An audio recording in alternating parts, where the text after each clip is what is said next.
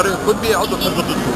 طيب طبعا احنا كلنا زعلانين وجايين النهارده علشان اللي حصل امبارح في التحرير، ان مدينه زي بورسعيد تتشتم. مدينه زي بورسعيد اللي كانت بتحمي مصر كلها طوال الفتره اللي فاتت اتشتمت بشكل كبير جدا امبارح في ميدان التحرير. ميدان التحرير اللي كان مليان بورسعيديه اللي وقفوا كلهم موجودين في ايام الثوره، وعندنا مصابين كتير من ايام الثوره في التحرير. النهارده احنا مش قادرين نروح ميدان التحرير عشان بنتشتم في ميدان التحرير بدون اي ذنب للبلد. يبقى ايه ذنب البلد ان هي تتشتم؟ مفيش اي ذنب للبلد ان كلها ان هي تتشتم.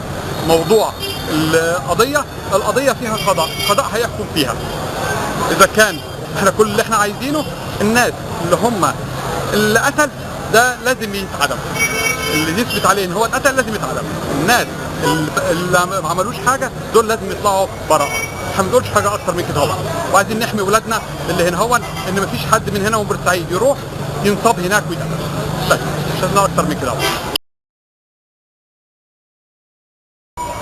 عادل الطيب مواطن بورسعيدي. بالنسبه انا بتضامن مع ارترس النادي المصري، وان شاء الله القضاء هيقول كلمته. وبس بوجه كلمه للجنه تقصي الحقائق اللي كانت في مجلس الشعب قبل كده، الممثله في الدكتور اكرم الشاعر وممثله من اعضاء حزب الوسط.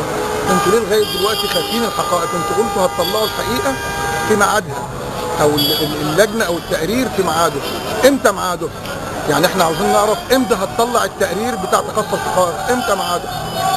وانا طبعا بطالب بعدم تسييس القضيه، وان شاء الله ربنا هينصر الابرياء من ارترس المصري ان شاء الله ان شاء الله، ولا لتسييس القضيه. وان شاء الله ان شاء الله المتهمين بتوعنا احنا وراهم، وان شاء الله مش هيسافروا من القاهره، وهنحاول باقصى جهدنا عدم السفر الى القاهره.